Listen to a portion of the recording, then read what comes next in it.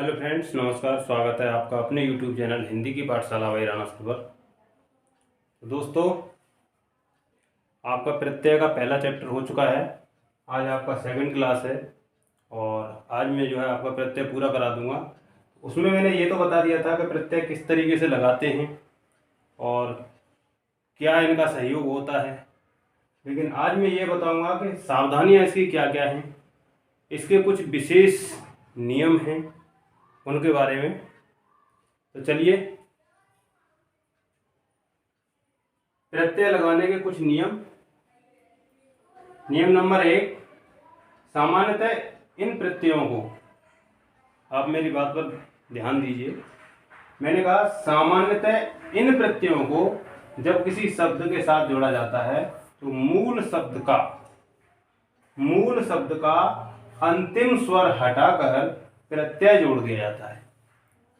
अब यहाँ एक चीज है, इन प्रत्ययों को, विशेषकर इन प्रत्ययों को, जो कौन से प्रत्यय हैं, जैसे आपके प्रत्यय हैं आक, आकू, इयल, ऊ, आवना, आऊ, आना, आवत, ओना, आ और आदि। आप, आव, इया, ई, आहट, आवत और ईन, आई, ये कुछ विशेष प्रत्यय हैं जिनको हम किसी शब्द के साथ जोड़ते हैं। तो इसका नियम जो है वो हमें फॉलो करना पड़ता है कि जो मूल शब्द है उसके पीछे जो स्वर होता है उसको हटा देते हैं और इस प्रत्यय को जोड़ देते हैं। जैसे आप देख रहे होंगे, मूल शब्द जो है वो क्या है, तैर। तैर में र जो है, ये जो रा बना है, र में अ संलग्न है, र में अ संलग्न है। जैसा कि आप देख पा रहे हैं, र में अ संलग्न है, क्योंकि ये जो है व्यंजन है और व्यंजन पूर्ण रूप से सुरक्षित जब ही है, यानी बोलने के लायक जब ही है जब उसमें अप्रत्यय जुड़ा हो। ऐसे ही लड़, मर, चाल, लुभ, ये जो हैं कुछ ऐसे मूल शब्द हैं। मूल शब्द कोई सा भी हो, लेकिन कुछ ऐसे प्रत्यय हैं जिनको इसके साथ अगर संलग्न करेंगे तो इसका अंतिम स्वर से, वो अंतिम वर्ड से स्वर हट जाएगा, अंतिम वर्ड से स्वर हट जाएगा। जैसे तैर में से अ हट गया और आग लग गया तो ये हो गया तैरा। लड़ में से अड़ जो है, इसके अंदर भी अस्वर है, अस्वर को हम हटा देंगे तो ये क्या हो जाएगा, हलंत लग जाएगा। ये इसके हटने के बाद और आकू शब्द लग जाएगा, आकू प्रत्यय लग जाएगा तो ये लड़ाकू हो जाएगा। ऐसे ही मर के साथ अगर हम ईयल को जोड़ें, इसमें से अ शब्द, अब अ वर्ड जो है वो हट जाएगा और ये ईयल लगने के बाद मरियल हो जाएगा। ऐसे ही चालू और ऐसे ही लुभावना।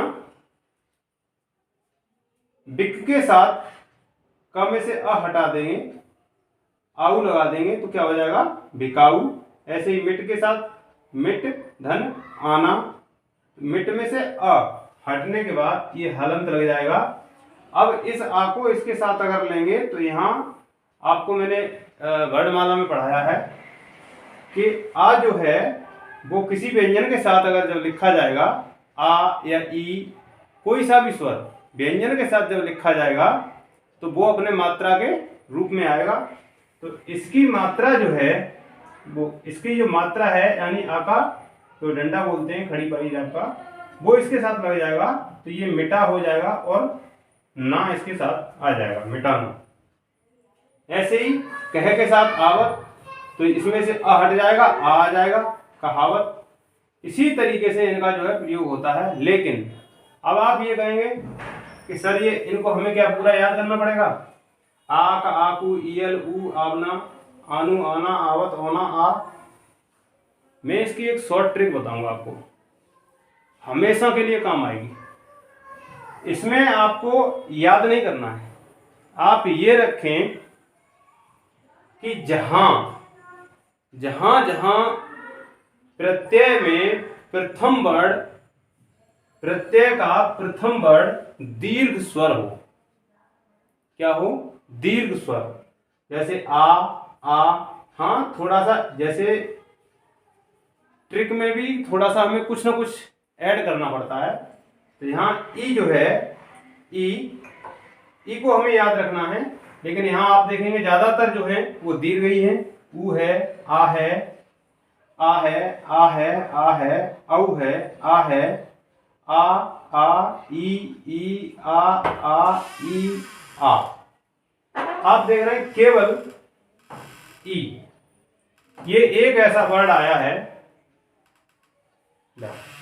ये एक ऐसा वर्ड आया है जो अकेला है, बाकी अन्य सभी दीर्घ हैं। सॉरी,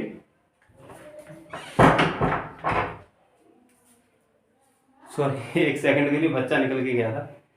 तो ये जो है, आप ये ध्यान रखेंगे, जैसे बड़ा आ, छोटी ई, और उसके बाद छोटी ई को छोड़कर जो भी आएगा इसके पीछे से वो दीर्घ ही होगा। क्या होगा? दीर्घ।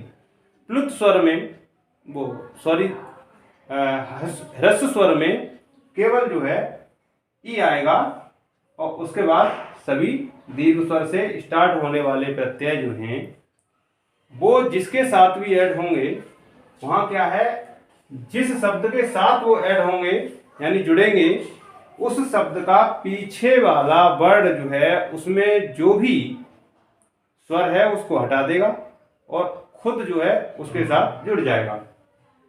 ये था आपका पहला नियम। दूसरा नियम ये है कि जो प्रत्यय धातु के तुरंत बाद, धातु के, ध्यान रखें कि जो प्रत्यय धातु के तुरंत बाद जुड़कर क्रिया का निर्माण करते हैं, जो प्रत्यय धातु के तुरंत बाद जुड़कर क्रिया का निर्माण करते हैं, वे क्रिया प्रत्यय कहलाते हैं। कौन से प्रत्यय? क्रिया प्रत्यय कहलाते हैं। ये प्रत्यय मूल शब्द के अंतिम स्वर में कोई परिवर्तन नहीं करते। ये जो प्रत्यय हैं वो मूल शब्द के अंतिम स्वर में कोई परिवर्तन नहीं करते। अब आप देखेंगे कि यहां पर भी दीर्घ स्वर आ रहे हैं, लेकिन इसका मैं आपको एक ट्रिक बताऊंगा। जैसे आप देख रहे हैं, ये हमारे प्रत्यय हैं और ये हमारी धातु है खाना। जैसे खा धातु है, खा धातु के साथ यदि हम ना प्रत्यय, खा धातु के साथ यदि हम ना प्रत्यय को जोड़ दें तो हमारा क्या हो जाता है, क्रिया बन जाती है, यानी कि खाना। अब यहां हम क्या कर रहे हैं, यानी खा धातु है उसके साथ ना प्रत्यय जुड़ गया तो खाना, यानी कि वो क्रिया होने लगी। ऐसे ही कर धातु के साथ यदि नी प्रत्यय जुड़ जाए तो क्या हो जाएगा, करनी। ऐसे ही खा धातु के साथ यदि या प्रत्यय जुड़ जाए तो क्या हो जाएगा, खाया। ऐसे ही ता ती, जो प्रत्यय धातु के तुरंत बाद जुड़कर क्रिया का निर्माण करते हैं वे प्रत्यय क्रिया प्रत्यय कहलाते हैं। ये प्रत्यय मूल शब्द के अंतिम स्वर में कोई बदलाव नहीं करते हैं। जैसा आप देख रहे हैं कि खा धातु के साथ न प्रत्यय जुड़ने के बाद यहाँ कोई भी कैसा भी बदलाव नहीं हुआ है।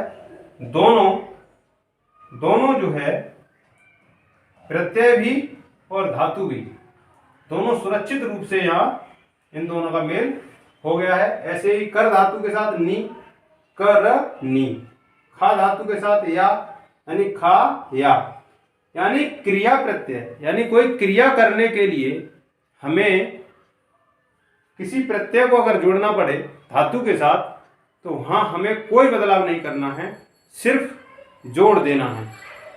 आप ये देखेंगे यहाँ दीर्घ स्वर मैंने बताया था, और यहाँ पर जो है यदि ऐसा कुछ लगे तो आप देखेंगे धातु के साथ ज्यादातर प्रत्यय जो आते हैं वो कहीं ना कहीं व्यंजन से स्टार्ट होते हैं। यदि स्वर भी होगा तो व्यंजन के साथ होगा, और व्यंजन के साथ होगा तो वो मात्रा के रूप में होगा, इसलिए वो सुरक्षित रूप से यहाँ उनका मेल जो है हो जाता है। अब आपका आता है तीसरा। तो दोस्तों तीसरा नियम है सामान्यतः इक, ए, य, अ, ई प्रत्ययों को जब मूल शब्द के साथ जोड़ा जाता है, ये जो प्रत्यय हैं इक, ए, य, अ, ई, ये प्रत्ययों को जब मूल शब्द के साथ जोड़ा जाता है तो ये मूल शब्द के प्रथम स्वर में बदलाव कर देते हैं और स्वयं मूल शब्द के अंतिम स्वर को हटाकर शब्द में जुड़ जाते हैं। ये क्या करते हैं, ये प्रत्यय जो हैं इनको जब किसी मूल यानी किसी शब्द के साथ जोड़ा जाता है तो क्या करते हैं, ये उसके साथ जुड़ने से पहले उसका प्रथम वर्ण जो है वहाँ जो स्वर होता है उस स्वर में बदलाव कर देते हैं, उसको यानी क्या कर देते हैं, उसका दीर्घ रूप बना देते हैं और उसके बाद ये पीछे से लग जाते हैं। मूल शब्द का प्रथम स्वर में बदलाव ये कैसे होता है, मूल शब्द के जो प्रथम स्वर होता है, मूल शब्द के प्रथम स्वर में बदलाव कैसे होता है, जैसे यदि मूल शब्द का प्रथम स्वर जो है अ है या आ है तो उसका दीर्घ रूप आ हो जाएगा। यदि मूल शब्द में प्रथम स्वर ई, ए, ऐ इन चारों में से यदि कोई है तो ये किस में परिवर्तन हो जाएगा, ऐ में परिवर्तित हो जाएगा, ऐ में। उ, ओ, औ इन चारों में से अगर कोई है तो ये इन प्रत्यय के जुड़ने से पहले इसमें परिवर्तन हो जाएगा। ठीक है ना। इसका मैं आपको एग्जांपल देता हूं, ये आप नोट कर लिया होगा, नहीं तो स्क्रीनशॉट ले लेना।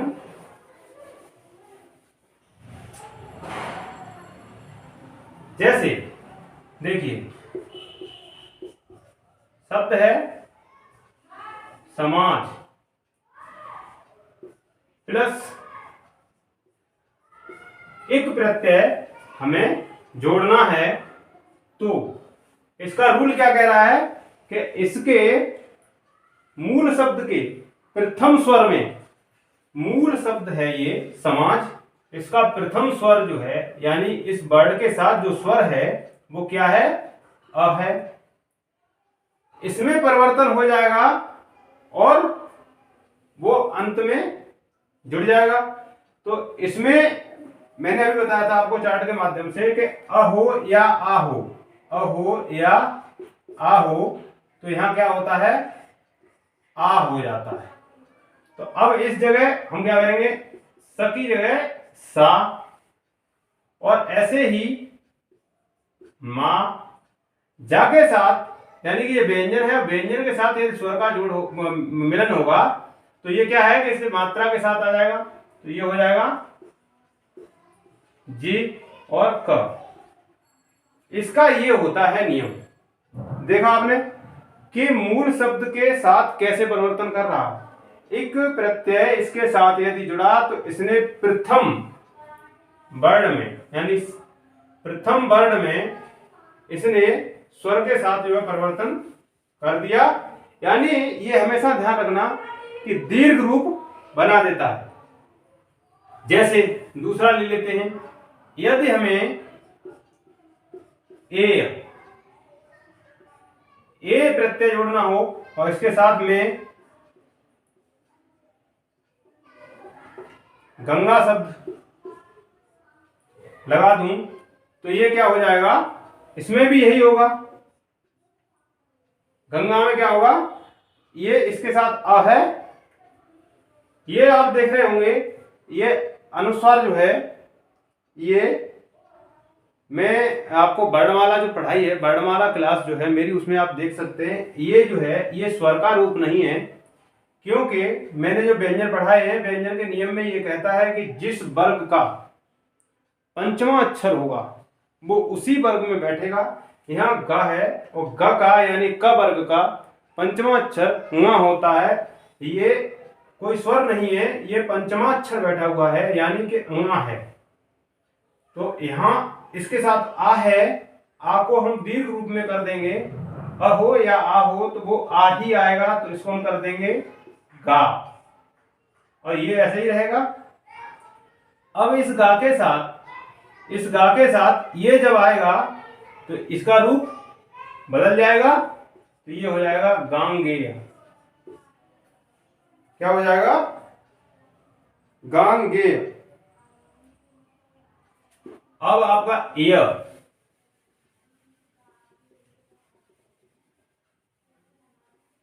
जैसे ये हो गया, ये हो गया, अब यह प्रत्यय का प्रयोग जो होगा उसका उदाहरण देख लेते हैं। जैसे महात्मा शब्द है, महात्मा शब्द के साथ यह प्रत्यय यदि हम जोड़ें तो इसमें परिवर्तन हो जाएगा म, यहाँ अ है, अ के साथ आ का रूप बदल जाएगा, महा मय हो जाएगा। ऐसे ही उदार है, और उदार के साथ यदि यह लगाएंगे तो इसका क्या हो जाएगा? औ। जैसे मैंने आपको बताया चार्ट में, ऊ का क्या हो जाएगा? औ, तो ये हो जाएगा औदार है। रा जो है यहां से परिवर्तित होके ऊपर पहुंच जाएगा पद यानी रेफ रूप में। ठीक है, अब आपका आता है अ। अ का थोड़ा अन्य से डिफरेंट है, इसलिए इसका एक विशेष नियम है। जैसे अप्रत्यय के प्रथम स्वर के साथ साथ, अप्रत्यय के प्रथम स्वर के साथ साथ अंतिम स्वर में भी बदलाव होता है। यहां क्या था? केवल प्रथम स्वर में हो रहा था, यहां क्या है? अंतिम स्वर में बदलाव होता है। यदि शब्द के अंत में, यदि शब्द के अंत में उ या ऊ स्वर आया हो तो ये प्रत्यय उस स्वर को, ये प्रत्यय यानी कि अप्रत्यय उस स्वर को औ में बदल देता है। जैसे उदाहरण है,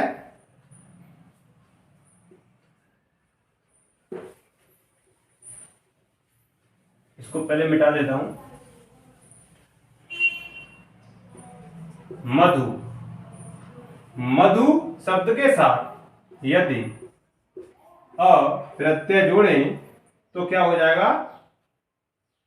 पहले के साथ साथ, पहले में तो परिवर्तन होगा ही, मां हो जाएगा, म का क्या हो जाएगा? मां। अब यहां क्या है? दूसरे में भी, यानी छोटा ऊ की मात्रा है, और छोटा ऊ की मात्रा है तो वो क्या किसमें जाएगा? ये भी परिवर्तन होगा। इसमें लिखा है कि अंतिम अंत में ऊ या ऊ स्वर आया है तो ये किसमें बदल जाता है? औ में। किसमें? औ में। तो ये हो जाएगा मा धव और औ, यानी माधव।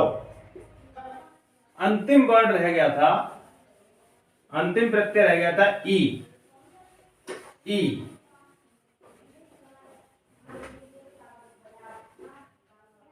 जैसे ई प्रत्यय अगर जोड़ेंगे तो क्या होगा?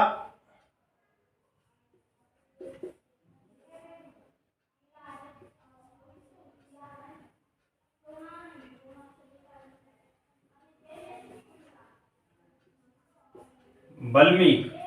बल्मीक शब्द है, क्या शब्द है? बल्मीक। बल्मीक के साथ यदि ई प्रत्यय जोड़ें तो इसका बदलाव करेगा वा,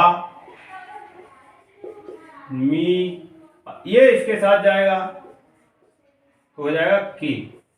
वाल्मीकि शब्द जो बनता है उसमें जो मूल शब्द है वो क्या है? वाल्मीकि धन ई प्रत्यय है, ये हो जाएगा वाल्मीकि। क्या हो जाएगा? वाल्मीकि।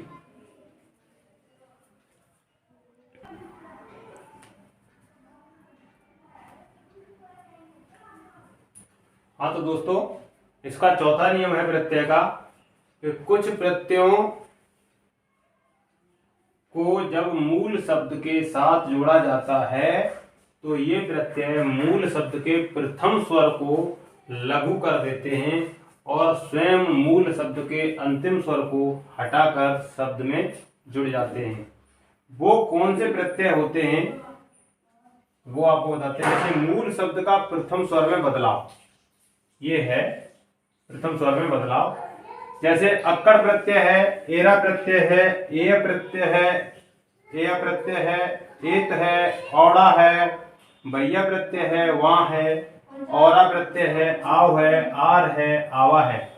ये प्रत्यय जो हैं यदि किसी मूल शब्द के साथ जुड़ते हैं तो उसमें क्या है, ये प्रथम स्वर को लघु कर देते हैं।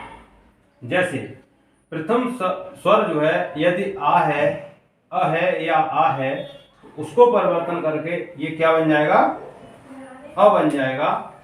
जैसे अ बन जाएगा। जैसा कि आपने पहले देखा वहां दीर्घ कर रहा था, यहाँ लघु कर रहा है।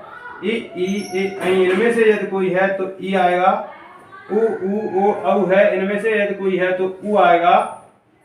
अब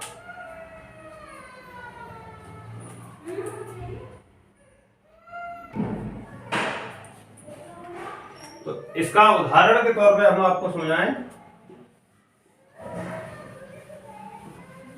कैसे ये काम करेगा। जैसे एक शब्द ले लेते हैं भूल। भूल के साथ यदि अक्कड़ प्रत्यय जोड़ें तो यहां क्या था, छोटा कर रहा था, इसका छोटा हो जाएगा, ऊ है, ऊ हो जाएगा, ये हो जाएगा भू ल, और ये इसके साथ जुड़ जाएगा, ये इसके साथ जुड़ जाएगा भुलक्कड़। क्या हो जाएगा, भुलक्कड़। जैसे ये भुलक्कड़ हो गया। और जैसे दूसरा उदाहरण ले लेते हैं लूट। एक शब्द है लूट, लूट के साथ यदि एरा, एरा प्रत्यय हम अगर जोड़ेंगे तो क्या हो जाएगा, यहां भी छोटा हो जाएगा, ये बन जाएगा लुट। क्या बन जाएगा, लुट। और ये इसके साथ जब आएगा ये हो जाएगा लुटेरा। क्या हो जाएगा, लुटेरा। अब एक और उदाहरण लेते हैं। जैसे एक शब्द है भर, भर के साथ यदि ए या अय्या, अय्या शब्द को हम अगर जोड़ें तो ये देखो यहां पर छोटा है, अ ऐसा ही रहेगा भर, ये इसके साथ चला जाएगा अय्या, यानी भरैया। ऐसे ही एक और ले लेते हैं भाग। क्या ले लेते हैं, भाग। इसके साथ यदि मैं औड़ा प्रत्यय लगाऊं तो इसका छोटा रूप हो जाएगा भग, यानी इससे आ हट जाएगा, छोटा हो जाएगा, और ये इसके साथ आएगा ऐसे आ जाएगा, क्योंकि ये व्यंजन के साथ स्वर का मेल हो रहा है तो ये इस पे मात्रा के रूप में जाएगा, तो ये हो जाएगा भगौड़ा। ये इस तरीके से चौथा नियम इसका जो है वो काम करता है। अभी इसके कुछ और नियम हैं वो भी लिखते हैं। इसका पांचवा नियम है। पांचवा नियम ये है कि धातु के साथ अनीय, अनीय प्रत्यय का प्रयोग होता है, ई प्रत्यय का नहीं। ई का नहीं। जैसे पट धातु है, पट धातु के साथ अनी प्रत्यय जुड़ेगा तो क्या हो जाएगा,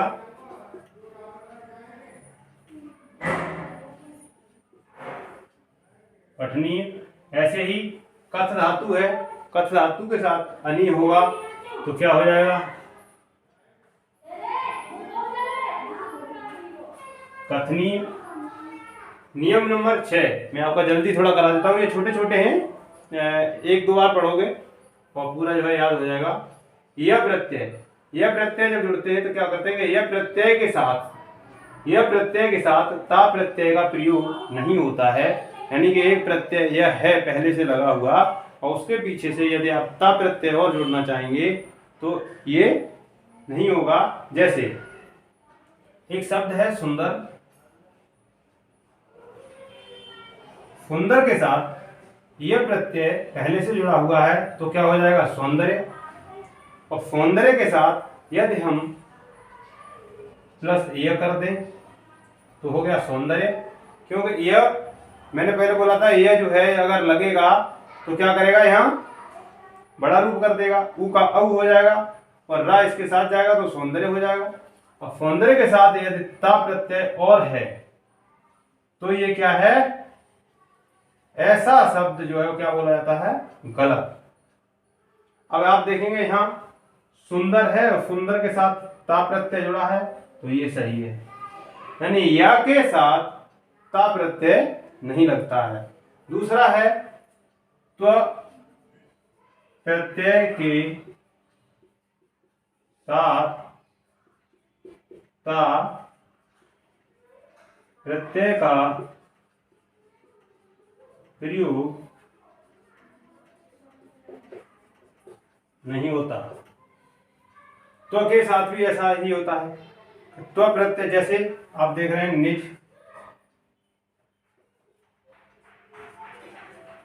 निज शब्द है, इसके साथ त्व प्रत्यय पहले से जुड़ा है तो ये हो जाएगा निजत्व। क्या हो जाएगा, निजत्व।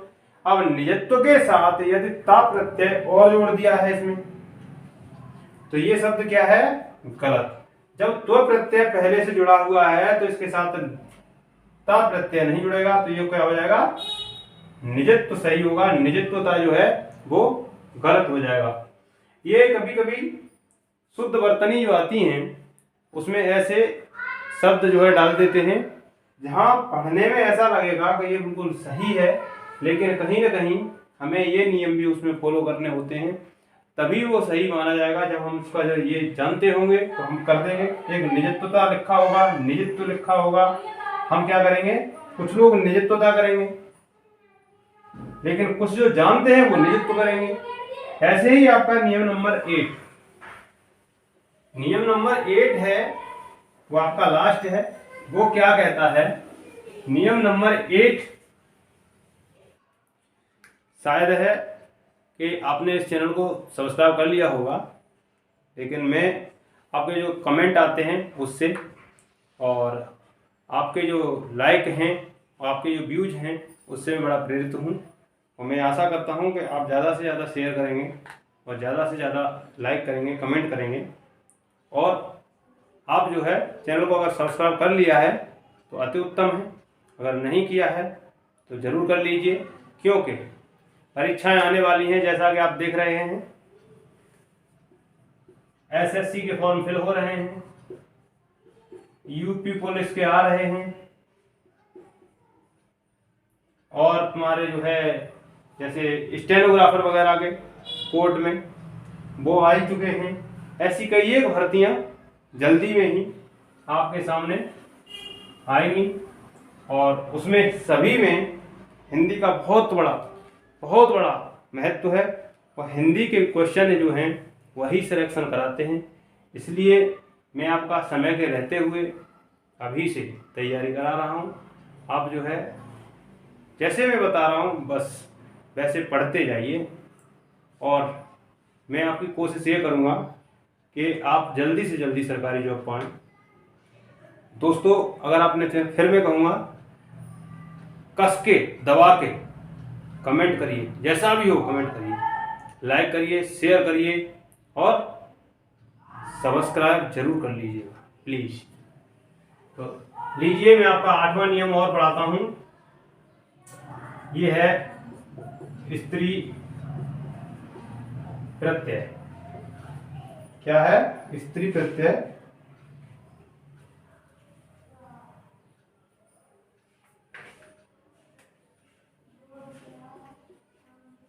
जो प्रत्यय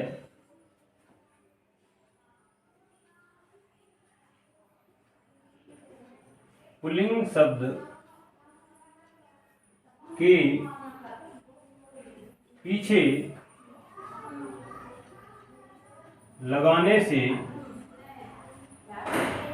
शब्द को स्त्रीलिंग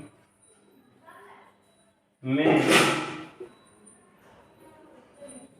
परिवर्तित करते हैं वह स्त्री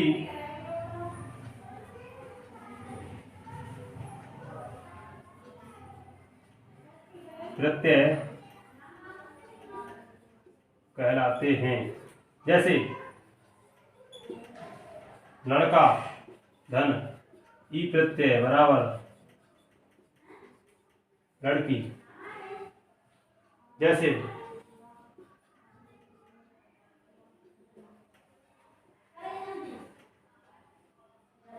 मटका धन ई प्रत्यय मटकी।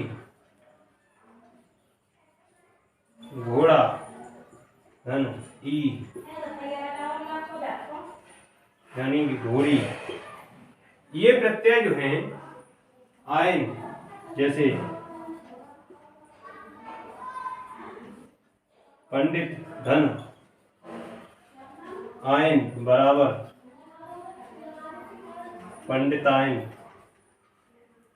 यानी ये कुछ ऐसे प्रत्यय हैं जो प्रत्यय किसी पुल्लिंग शब्द के पीछे लगाने के बाद शब्द का रूप जो है वो रूपांतरण यानी कि बदल जाता है और वो स्त्रीलिंग में परिवर्तित हो जाता है। उन्हें हम क्या कहते हैं? स्त्री प्रत्यय। तो दोस्तों आज आपका प्रत्यय कंप्लीट हो गया है और मैं आशा करता हूं कि प्रत्यय का एक भी क्वेश्चन जो है आप किसी भी परीक्षा में नहीं छोड़ेंगे। तो और आपसे ये भी आशा करता हूं कि आज का मेरा टारगेट है कि 20 सब्सक्राइब आप खुद करें। अगर खुद कर रखा है तो अपने दोस्तों से सब्सक्राइब कराएं और सभी दोस्तों को शेयर करें। आज के लिए बस इतना ही। धन्यवाद।